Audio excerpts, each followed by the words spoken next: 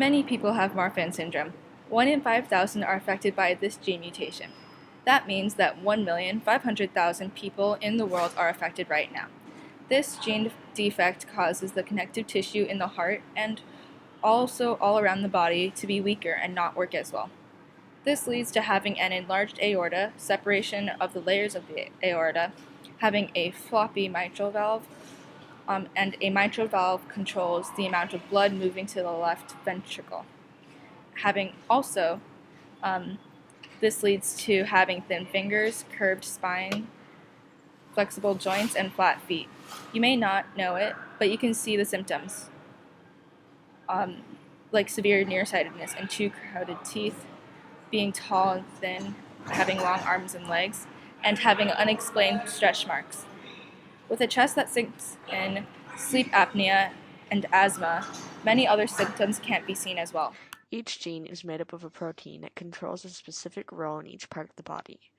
This protein, Philipin 1, is made mostly of 10 to 12 nanometer fibers in the body that helps the overall body structure, which the fibers are made of calcium. These calcium strands control bone structure and other things like muscle growth and many other factors. The fibers also provide structural support in elastic and inelastic connective tissues around the body, meaning that the ability to control body tissue growth is decreased for people with Marfan syndrome. Having Marfan syndrome reduces the stability of fibrillin 1, which means that the body has less protein to control its muscle, bone, and connective tissues. Therefore, having Marfan syndrome leads to decreased structural support in your body, and without that, excess growth factors and excess secondary growth factors are activated, with the result of overgrowth in many body tissues such as muscle tissue, connective tissue, etc. Elasticity is thereby decreased with overgrowth because there isn't enough elasticity for the area of overgrowth tissues.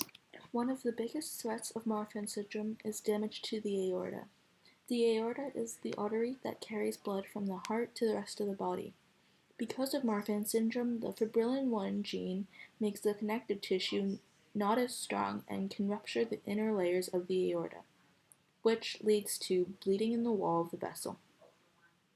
A tear in the wall of the major artery carrying blood out of the heart can be deadly.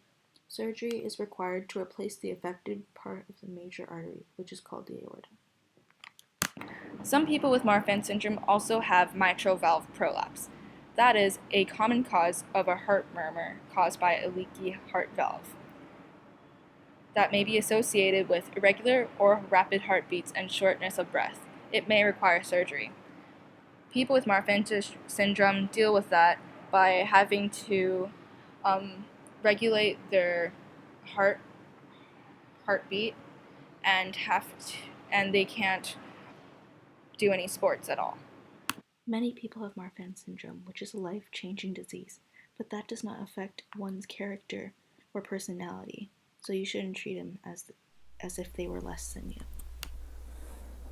Hello, my name is Nicholas San Jose, and I have Marfan syndrome. I have some questions here for my sister Elena and her group. How and when did you find out that you had Marfan syndrome? It was middle school at Singapore American School, actually. I think it was 8th grade science class when we happened to be discussing Marfan syndrome and some of the easily recognizable symptoms. One of the tests we talked about was to take one hand and to grip your thumb with your other fingers, like this, and then to see how far your thumb would stick out the other side. Now, most people's look like this, but I can bring my thumb out about that far. So that's what it looks like with people with Marfan syndrome. It's a little bit more visible at the end. So I passed that test and all the other tests we had in class, so I thought I'd ask my parents about it, and after some doctor visits, we found out that I did actually have Marfan syndrome. Have you gone under any treatments or had any surgery to help with your condition? I've been taking medication since I was diagnosed, and I will for the rest of my life because it keeps my heart safer. Every 6 months I have a checkup with doctors to make sure that my condition is progressing as slow as possible.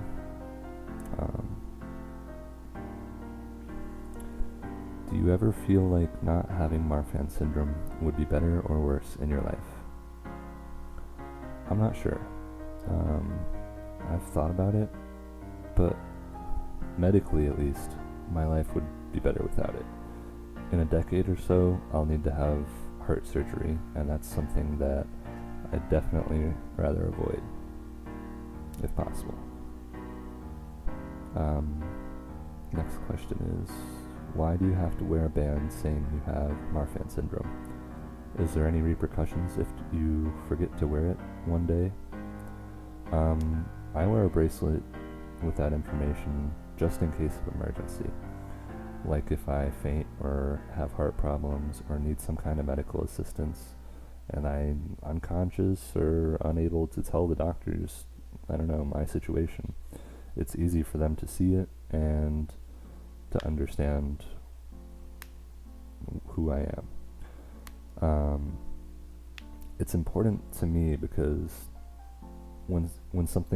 if something went wrong, time would be of the essence, and with that bracelet, I wouldn't have to tell the doctor what's important for them to check as soon as possible. I haven't needed it yet though, so missing one day is not that big of a concern for me. But I think it's a easy precaution to carry with me, and it's worth the little amount of effort. How do you cope with the symptoms of Marfan syndrome, like not being able to lift heavy things or being able to exercise? I can still do some exercises that aren't too intensive for my heart, like walking, hiking, and swimming. The general rule seems to be, as long as I can hold a conversation during the exercise, then it's not too strenuous for me. But it can be a bit demoralizing. I remember in high school, I used to play basketball and run on the cross-country team. Now, I wouldn't feel comfortable doing either of those. Too much running and sprinting from my heart.